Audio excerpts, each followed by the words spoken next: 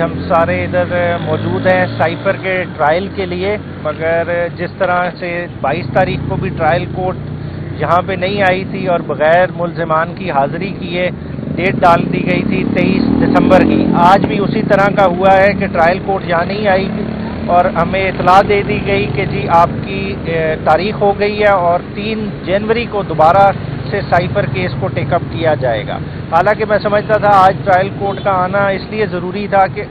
Honourable high court اسلام آباد high court نے ایک آرڈر پاس کیا جس کے تحت سائفر ٹرائل کی پروسیڈنگ سٹے کی۔ اس میں اگر آرڈر کو ڈیٹیل آپ دیکھ لیں، انہوں نے نہ صرف پروسیڈنگ سٹے کی ہیں، انہوں نے بہت ہی اہم نقطے اٹھا دیے ہیں جس پہ میرے خیال سے آج کے دن ٹرائل کورٹ کو ان نقطوں کو دیکھنا چاہیے تھا کہ ایکسپریسلی اس میں لکھا گیا کہ ایک انڈیو ہیسٹ میں یہ ٹرائل کیا جا رہا ہے۔ اور اگر آپ آرڈر شیٹ اٹھا کے دیکھ لیں، پہلے تو آرڈر شیٹ پہ اگر آ جائیں،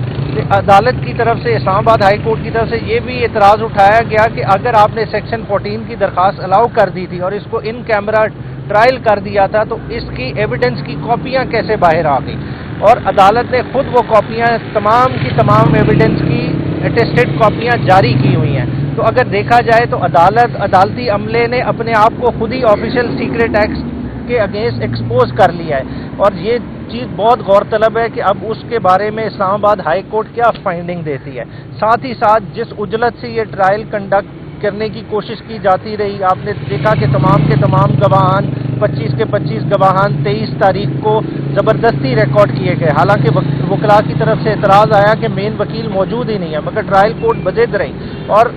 اس میں حوالہ دیا گیا کہ اسلام آباد ہائی کورٹ کی آلریڈی ججمنٹ ان فیلڈ ہے اوپن ٹرائل کے متعلق، نہ اس کو پراپرلی اپریشیٹ کیا گیا اور ایک اس قسم کا تاثر دینے کی کوشش کی گئی کہ شاید اس کیس میں آلریڈی ایک ڈیسیجن عدالت نے ذہن میں بنایا ہوا ہے، کیونکہ اگر آپ اس ججمنٹ کا آخری پیرا جو سٹے آرڈر کر کے جج صاحب نے پاس کیا ہے اس میں فیٹ اکمپلی کا لفظ یوز کیا ہے، جو کہ میرے خیال سے اس عدالت کے لیے بہت غور طلب بات ہے کہ انہوں نے آج تک یہ پروسیڈنگ کس طرح سے کی ہے اور اس میں کس طرح کا ایک نقصان ہونے جا رہا تھا اگر بر وقت اسلام آباد ہائی کورٹ انٹروین نہ کرتی تو یہ ایک دوسرا توشہ خانہ پارٹ 2 ہونے جا رہا تھا۔ شکریہ۔ یہ بتائیے گا، کل بیرسٹر گور خان صاحب نے کہا کہ جن لوگوں نے پارٹی کے اگینسٹ پریس کانفرنس ہم کو ٹکٹ نہیں دے گی پارٹی، تو شیخ رشید صاحب بھی آپ کے علیہ رہے ہیں، ان کے بھی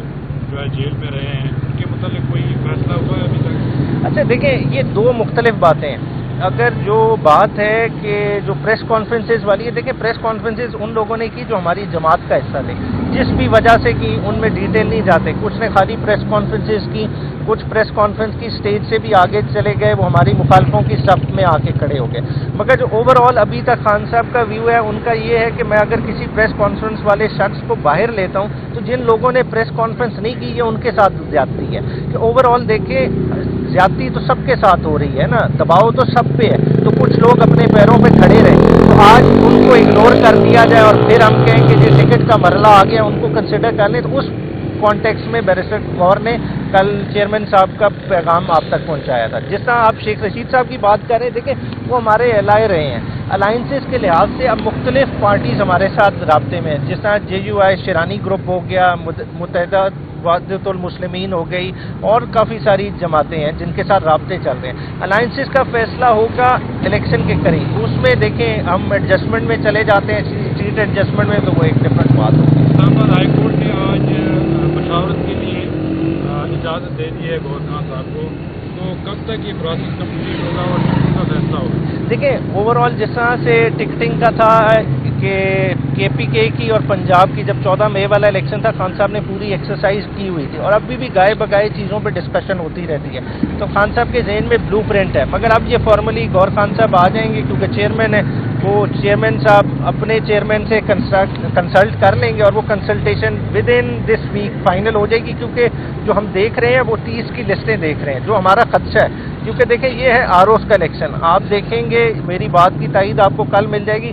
آج تک پاکستان کی ہسٹری میں نہیں ہوا، جب بھی اسکروٹنی ہوتی ہے بندہ جاتا ہے فوراً اسی وقت اس کا فیٹ ڈیسائیڈ کر دیا جاتا ہے، یا اس کے پیپر ایکسیپٹ ہوتے ہیں یا ریجیکٹ ہوتے ہیں۔ یہاں اسکروٹنی کا مرحلہ 3-4 دن سے جاری ہے، کسی کو بھی کسی کا آرڈر نہیں ملا،